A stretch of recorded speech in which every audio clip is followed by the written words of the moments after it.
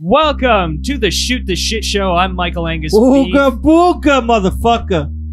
We have a spooky story to tell you. Okay, I can't. It's more kind of sad story. Can we get someone on the organ in the background? Anyways, this is Michael Angus saying it's beef. I'm Jeff with one F. I'm scared. He's Jock, Pun Master Martin. Jeff, we can't see you. You gotta put the phone up. Yeah, but it's annoying as fuck now. Yeah, know, that's part of the idea, man. I can't see you. It's actually kind of. It's something new. Yeah, I can see you. It's new and spooky. Yeah. Ladies and gentlemen, we're doing this for you, so shut the fuck up. I can hear you guys. I mean, half the thumbnails Mike picks for these things are spooky. God. Yeah, I know. Every time I'm and Jeff, just put your phone under one of your main chins. We're on camera. So, Jock, tell us your spooky story. Oh, right. So, as many people who know me know, I'm scared of one thing, and one thing in particular. And there's a lot of them around the world. Yes. So, there's one right here, actually. Well, yeah, right I there. make an exception for this one. Mostly because it does have white makeup on.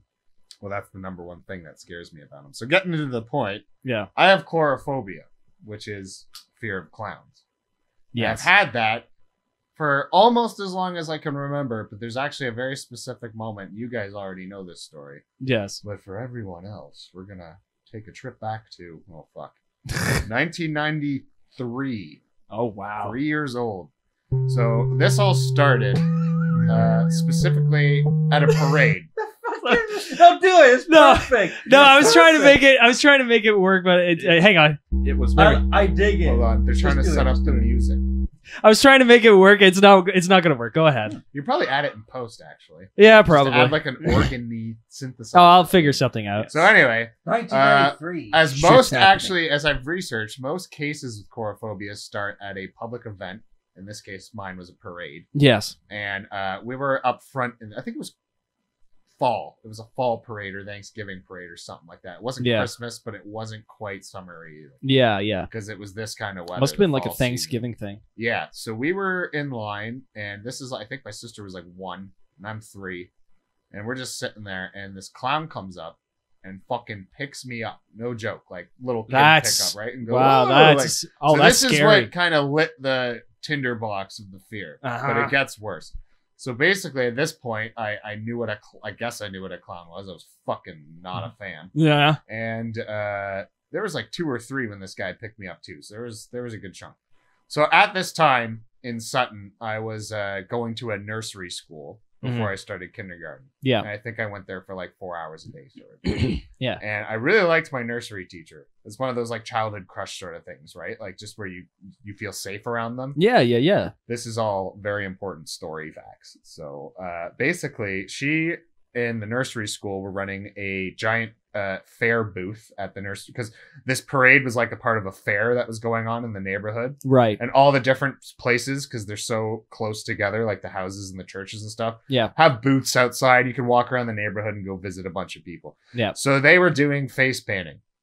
Anyone who's listening can probably put 2 and 2 together here. Yeah. So I remember this, and everyone growing up will have a specific memory they can't forget from when they're very young, very little. Yep. This is mine. So I remember fucking clear as day, so long ago, 20 plus, 25 years plus. My dad whispered something into my nursery school teacher's ear, and I don't even remember wanting to get my face painted. Yeah. But 5 minutes to 10 minutes later, I remember she put that mirror up, and I looked in it, and oh boy, for that one moment in time, I was one of them. Oof. One moment in time. I remember taking my head, grabbing it and dunking it in the Bob for Apples bullshit.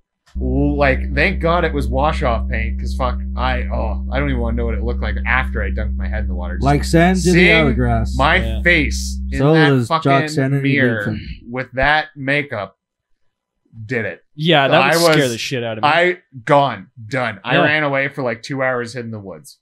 Fucking. Yeah.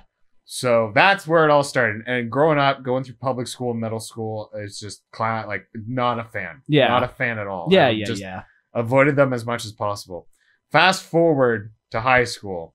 And this is where the story takes this is where the fear evolved, because I never remember being as scared as I was until this point. Yeah. So grade 9 comes around. 2 friends at the time, I was hanging out with them every weekend. And this was actually... No, do it, please. I love it. God, don't you love Go when ahead. you try to tell a fucking story in this I know. stuff, and then someone interrupts with the goof troop bullshit? No, the fucking... Yes, the I music still understand. fits. I'm being an ass. I think the No, I'm music- being an It's ass. just Isn't working. No, it's not. I'm being an ass. Go ahead. No, it'd be real scary if all of us were respectful to each other one day. Yeah. I'd be terrified. We'd be in some parallel world. You know what's really scary? If one of us actually leaves the fucking group. Which one? Okay, that's another shoot the That'd shit be show for scary. another day. Yeah. Well, if we left in dire circumstances, like someone vanished out of nowhere, Oh, Yeah, that'd be maybe. freaky. But Ooh. so anyway, high school. Yes. So this was actually right before we all started hanging out. Like I knew Tyler by this point, Yeah. and you guys I was just starting to get acquainted with when I saw the WoW player. Yes. Just to that's put right. where this is in the timeline. Yes. So it's just about to hit summer vacation. And I remember grade 9, I was in English class, and we were just it was one of those free periods, just fuck around on the computer sort of deal. Yeah. Yeah. Yeah. And I remember I was sitting with some friends, and we were looking at just like whatever, like old horror movies, and a certain 80s black comedy horror movie, because I have to describe it, got brought up, called Killer Clowns from Outer Space. Yes. And this is how this situation went down. Me being the cocky little bastard I was saying, oh, that looks like nothing. It looks like a fucking joke, right? Yeah. And one of the It girls is. in class called me out and said, then I bet you to rent it tonight and watch it. $20. 1988. Yeah. And I fucking took the bet, obviously. I called right when she made the bet, I called my mom on the cell phone because it was Friday, and every Friday we'd go to Blockbuster. Yeah. And I'm like, this is what I want to rent. My mom, to her credit at the time, heard it and said, I'm just going to lie to him and say it's not there because this is not going to end well. Yeah. And so she found it.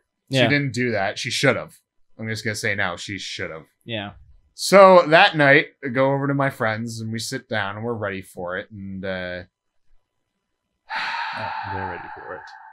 Yeah. so we start the movie. And I should just reiterate, anyone who hasn't seen what these clowns look like, and I will not, do not put It's- up a, no, I will I'm do not. not put up a picture. I'm not gonna do Do not that. put, anytime I see these things, my stomach almost dies. I was doing bad synthesizer, so I'm not doing that. Oh man, so these things are not people in makeup. These are guys in giant animatronic suits with animatronic Puppetry. heads. To the credit, the Chiodo brothers who made the movie, they did Team America World Police and a bunch of other movies. Amazing artists. Obviously to the point where they made these things that are downright fucking terrifying. Yeah.